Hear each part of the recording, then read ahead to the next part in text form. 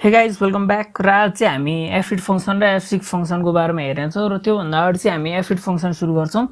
fread function चाहिँ हाम्रो एकदम सजिलो हुन्छ काम गर्नलाई। जब हाम्रो मल्टिपल लाइन अफ डाटाहरु हुन्छ कुनै एउटा फाइलमा हैन, एकदम सजिलो हुन्छ के एकैचोटी रिड गर्नको लागि। र यसको सिन्ट्याक्स चाहिँ हाम्रो result equal to fread buffer size counter file pointer है।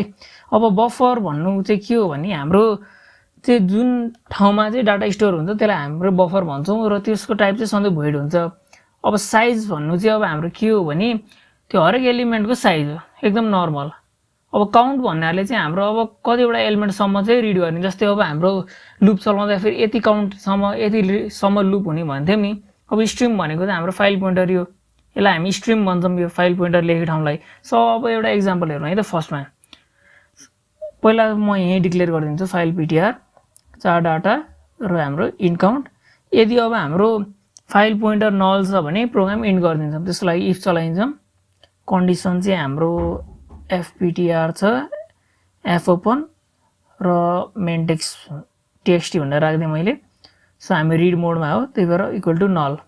त्यसै प्रिन्ट अब हाम्रो के छ एरर। अब एक्जिट गरिदिन्छौँ हामी। त्यस्तै गरी अब हामीले अब म्याक्सिमम कति भनेर 1004 भ्यालु सम्म रिड गर्नु छ नि त मेन txt फाइलमा। त्यसको लागि चाहिँ म काउन्ट इक्वल टु fread हाम्रो यही सिन्ट्याक्स भइहाल्यो। fread डाटा साइज अफ 4 र 1000 सम्म भने नि त मैले, र fptr हाम्रो पोइन्टर। अहिलेको सिन्ट्याक्स हेर्नु होला एकचोटी फेरि है। अब क्लोज पनि गर्नु पर्यो, क्लोज गरिदिन्छौँ।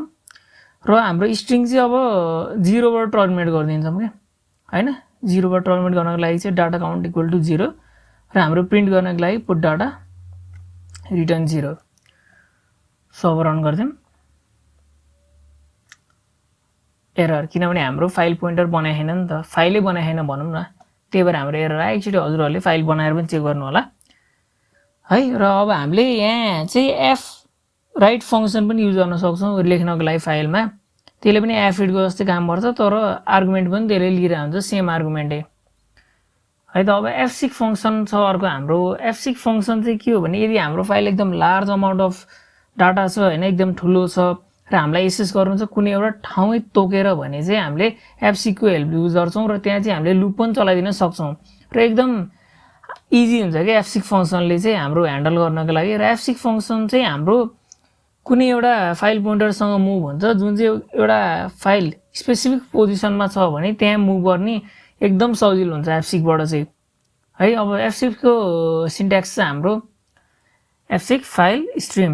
अब स्ट्रिम भन्नाले चाहिँ हाम्रो फाइलको पोइन्टर भइहाल्यो। त्यस्तै गरी अब अफसेट भनेको चाहिँ हामीलाई कहाँ चाहिँ एक्सेस गर्नु छ त्यसको लागि हामीले अफसेट युज गर्छौं हैन।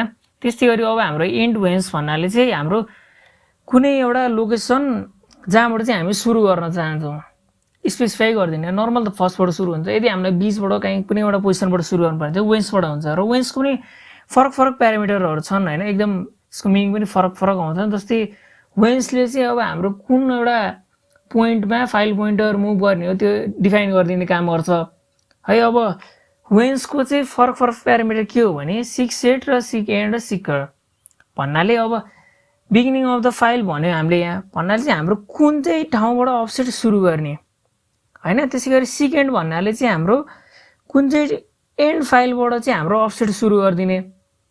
त्यसैगरी seeker भनेको चाहिँ हाम्रो एउटा कुनै करेन्ट लोकेसन जुन चाहिँ हाम्रो कर्सर छ नि त, कर्सरको फाइलको कर्सरबाट चाहिँ करेन्ट लोकेसनबाट अफसेट सुरु गर्दिने भन्नाले हामीले आफ्नो चोइसको हिसाबमा है त। एउटा एक्जाम्पल हेरौँ fseek पनि। त्यसको चाहिँ म खास यही कोडमा खासै चेन्ज गर्दिन, यहाँ एउटा स्टेटमेन्ट मात्र एड गर्छु काउन्टको माथि हैन। सो हाम्रो के छ भने fseek मैले चाहिँ अब यहाँ 9th क्यारेक्टरबाट रिड गर्नको लागि गरे fseek 68 भइहाल्यो र यो रन गर्दिम एकचोटी। यही स्टेटमेन्ट मात्र थपे है, fseek मात्र भन्न थपे हो, अरु केही गरेन हामीले। So run गर्दिम। एरर ल्याउँछ किनभने हाम्रो फाइल छैन।